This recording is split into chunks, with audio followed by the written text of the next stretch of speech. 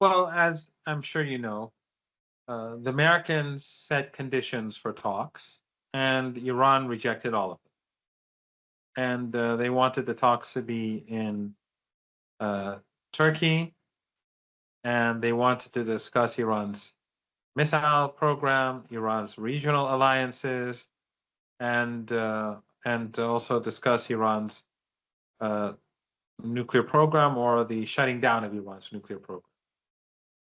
And we also heard from Al Jazeera, uh, not the most credible source, but Al Jazeera claimed that the Turkish, uh, Qatari, and Egyptian governments put out a proposal where Iran would limit its missile capabilities and its regional alliances, which, of course, is ridiculous. And it's a sad reality that these uh, regimes are so bound to the West and so weak and ineffective and unwilling to take any stance against the Netanyahu and Trump regimes. But that's for another day. The Iranians rejected American demands and said, we will negotiate in Oman indirectly, as we did before the war. We'll only discuss the nuclear program, and there's not a chance in the world that we'll shut down enrichment. We will discuss or are willing to discuss a framework to have a deal ultimately, like the JCPOA, but a better deal because Iran has advanced its nuclear program over the last decade, and those advances need to be accepted. There's no other way there's no other path that would be acceptable for the Iranians. And the Americans had to accept. The talks were held in Oman, and only the nuclear issue was discussed. The next round, as you pointed out, will be tomorrow. It will be held in the embassy of the Omani government. So they will continue to be the mediators. No one from Europe will mediate, and the talks will be indirect. And the Iranians have been very clear that the only thing they will discuss is the nuclear program, but it will not accept under any circumstances zero enrichment. It will only accept a deal where Iran's sovereignty is fully recognized. Now, Netanyahu says he won't accept. Iran doesn't care. That's Iran's sovereignty, and those are Iran's red lines. Iran is unlike any other country in the region. It is a country that is fully independent. And of course, it will not forsake the Palestinian people, like Yemen, like the rest of the axis of resistance. And if the Americans choose military confrontation, the Iranians have said that they are going to strike back very hard. And it will be a regional war.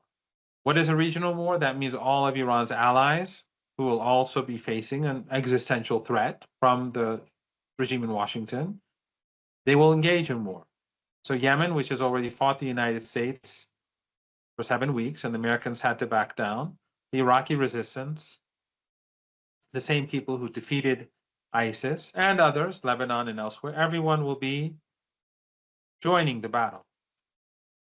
And the Iranians, they will block oil and gas from West Asia and the Caucasus, and there's nothing that the Americans can do about it. U.S. allies in the Persian Gulf region, they host U.S. bases that, as we speak, are conspiring against our country. So they are complicit. And of course, the regime in Baku is an ally of the Israeli regime. So, imagine if there's no more oil and gas exports. The Emirates, which has a population of 1,400,000, what will happen?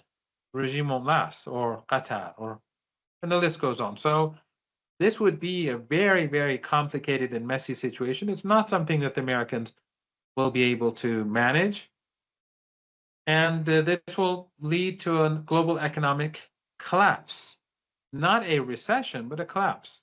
And I think that would end Trump's presidency because Trump is already in serious trouble because of Epstein and because of a host of other issues, he's becoming deeply unpopular.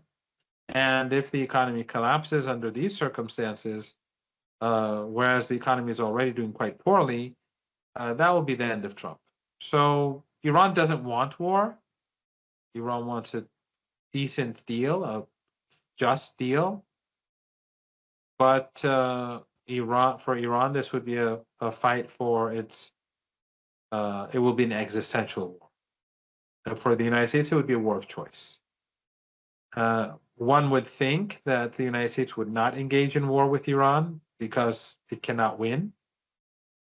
But we have to keep in mind that the Epstein class rules in the West. And for them, Israel, the Israeli regime, is their priority. Not the American people, not the American economy, not Europeans, and not the European economies. So the people who surround Trump are mostly, if not all, Israel firsters, and Congress and the Senate is dominated by Israel firsters. So who knows what will happen?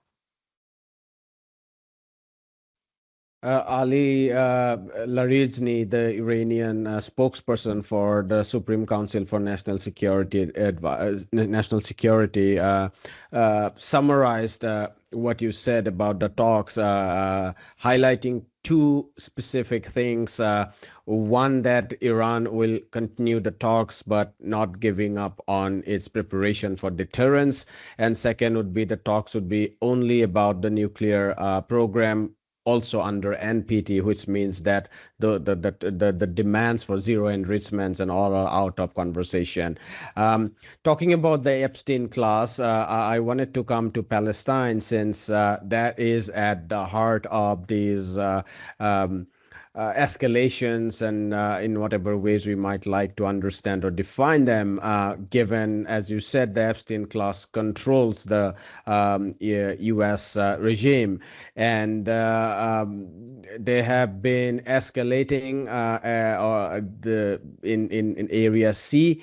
They have opened up land records and documents to legalize massive settlements in Al Khalil in the Area C, which, according to Oslo II in 1995, these were these were controlled by Israel, but even under Oslo II, they were legally not given to Israel, and then now they are legalizing amidst Rafah has been partially still closed, not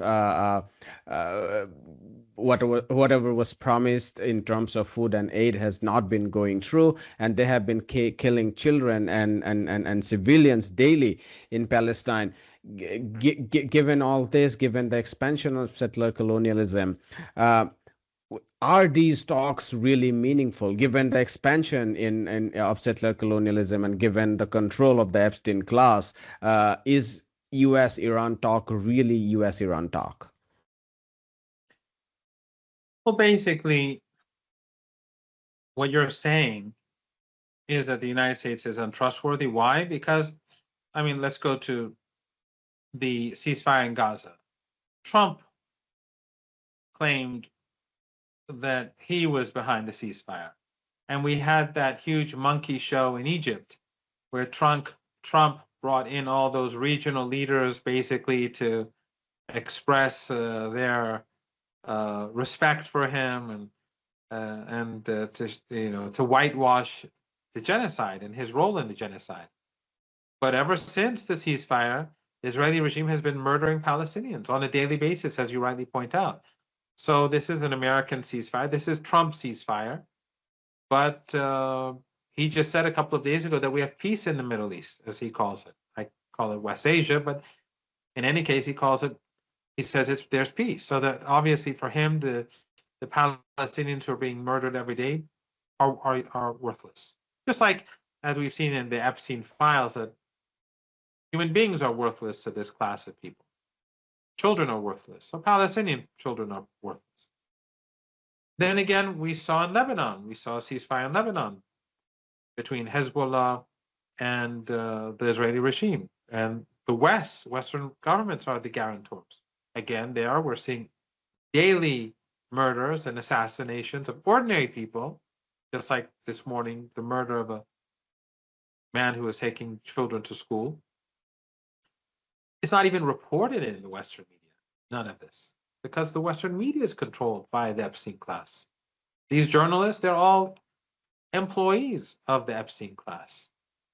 And so you're not going to hear any of that. So the ceasefire in Lebanon is useless and worthless. The ceasefire in Gaza is worthless.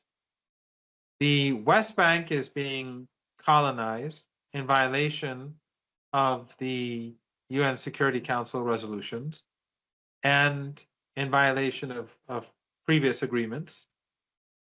So basically what you're saying is that the United States is not trustworthy.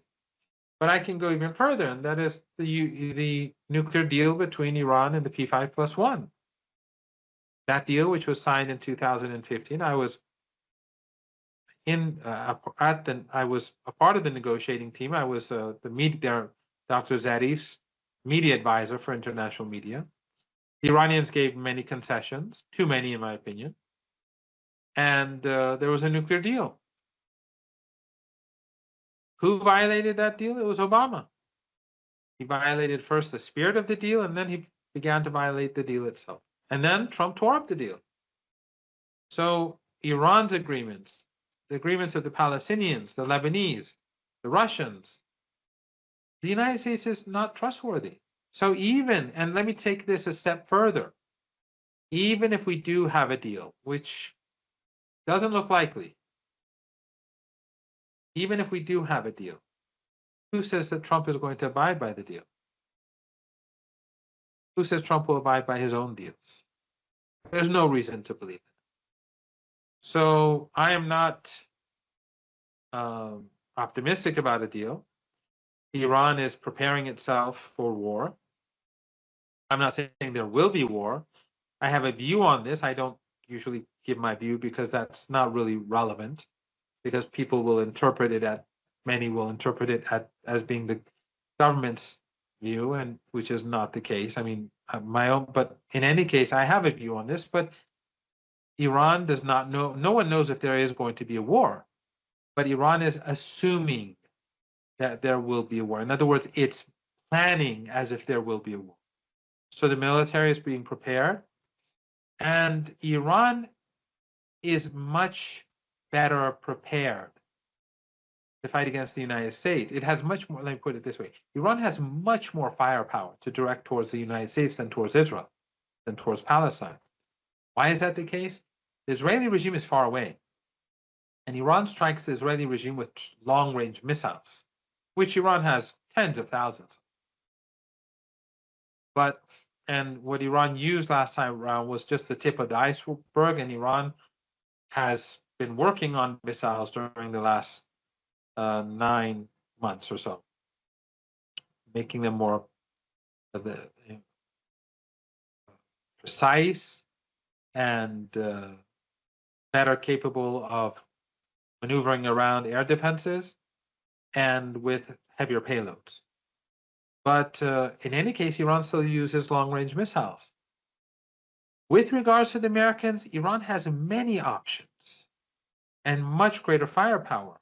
Why? Because ever since the United States invaded Iraq and Afghanistan and surrounded Iraq in 2002 and 2003, and ever since the US president, whether Bush or Obama, began saying all options are on the table with regards to Iran, and of course Iran was called the axis of evil, the Iranians have been preparing themselves for war. So Iran has countless underground bases for drones and short-range missiles and medium-range missiles directed towards the Persian Gulf and the Indian Ocean. And Iran has a navy that is designed for asymmetrical warfare. It has not just surface-to-surface missiles, it has surface-to-ship missiles and air-to-ship missiles and underwater drones, as well as torpedoes and all sorts of capabilities that it has been preparing for 2.5 decades. So if the United States chooses to fight Iran, Iran can destroy everything in the Persian Gulf. It can destroy, it doesn't have to just shut the Strait of Hormuz. It can also sink all the ships, both inside the strait and outside. It can destroy the ports. It can destroy the oil and gas installations. It can do all these at the same time. It will end the oil trade. And then Iran's allies in Iraq will make their own moves, and in Yemen. And the same is true in the Caucasus. So it's not a smart thing for the Americans to do. Iran has been preparing for this day for a very long time. And I have no doubt that Trump is worried about this. His talks with Netanyahu most probably, I think we can, from what we know of those talks, it seems he's cautious because sane people have been telling him that this could be disastrous. But again, since he is surrounded by people and he probably, it's quite possible that they have a lot of dirt on him from the Epstein files, who knows what will happen. I wanted to go a little bit beyond the US and bring Asia into conversation because this is very important, I feel, to decenter the West, decenter the Western narratives. One of the most remarkable things we have seen in the last 30, 40 years is a gradual or maybe even rapid shift of geoeconomic and in the future geopolitical center towards the East. China being the most remarkable example, but we have seen in the recent years Russia reestablishing itself as a power or superpower at the world stage.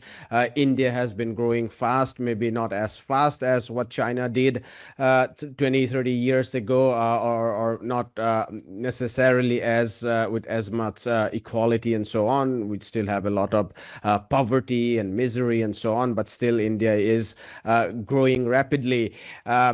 All this is to say that the center of world economics and in the future politics, I suppose, is shifting towards the East. And so I guess we should talk about Asia and Iran's role in that. Iran has had very good relationships with China and Russia. It has also a good relationship with India.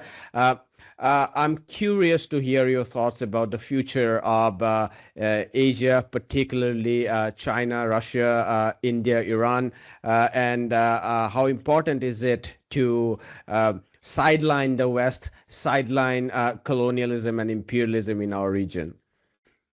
Well, I don't know if you saw the U.S. Secretary of State's speech the other day, where he was basically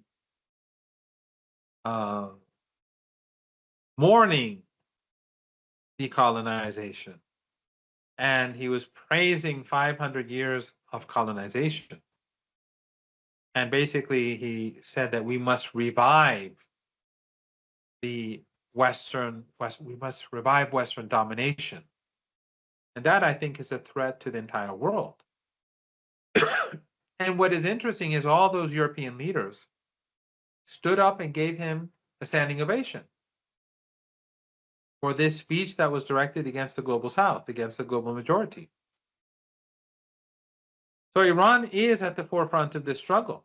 It is today the most important country in this struggle because Iran is supporting not just the people of Latin America, but the reason why Iran is targeted more than anything else is because of its independence, but also because of its support for the Palestinian people.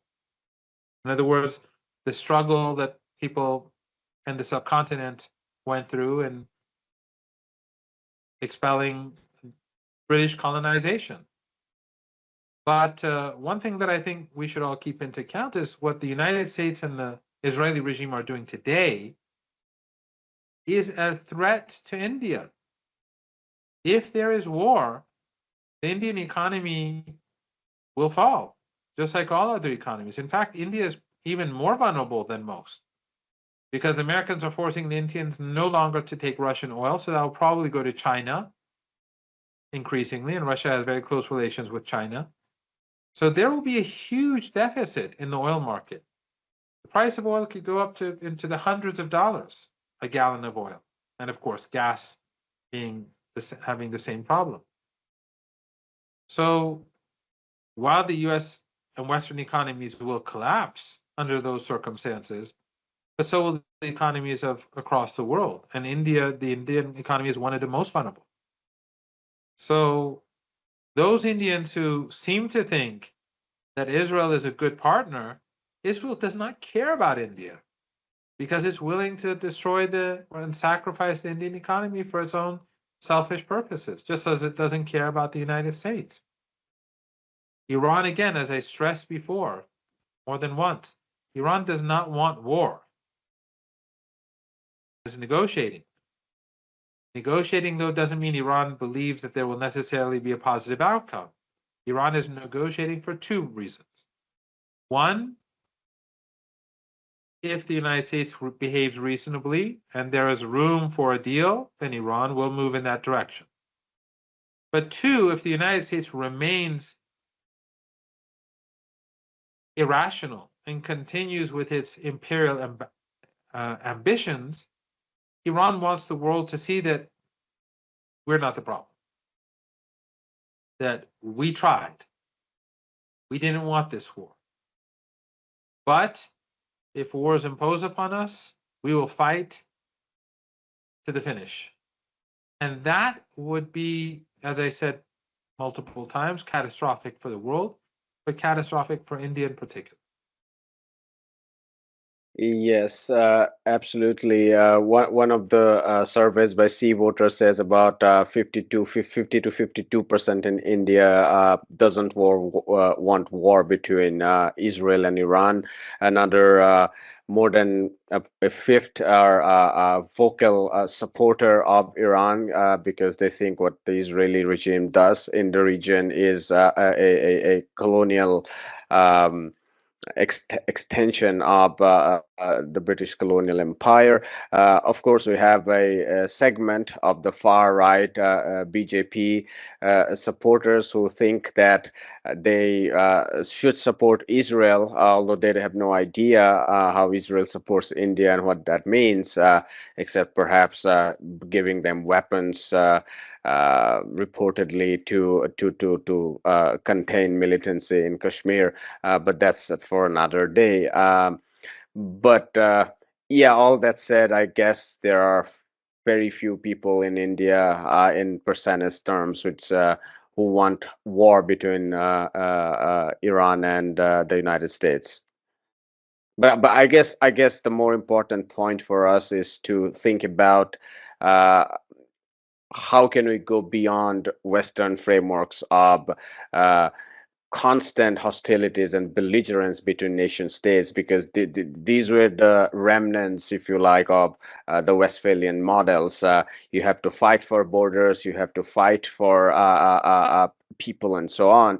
And we have inherited these divisions in the Indian subcontinent, in your region. There are internal divisions and so on. And given it's very, very likely that Asia will be the center of the world in the coming future. We should rethink our relationships. So we should stop fighting and we should go beyond these frameworks of the West and think how can we make a better world for us. And maybe the West would follow someday if they like it.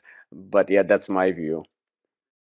Yes, I think there's no doubt that the West being on the decline, would like to use fractures that exist and differences that are currently uh, problems in Asia as opportunities to undermine the growth of Asia. The empire uh, on its own is becoming less influential, so the only way forward is to use means to hurt those that are growing. And ISIS and Al Qaeda that they've created in Syria, and right now they're based there. Tomorrow they can be sent to Afghanistan or Central Asia to expand terrorism so that those networks that connect Asia could be undermined, or um, they could they could push countries towards confrontation.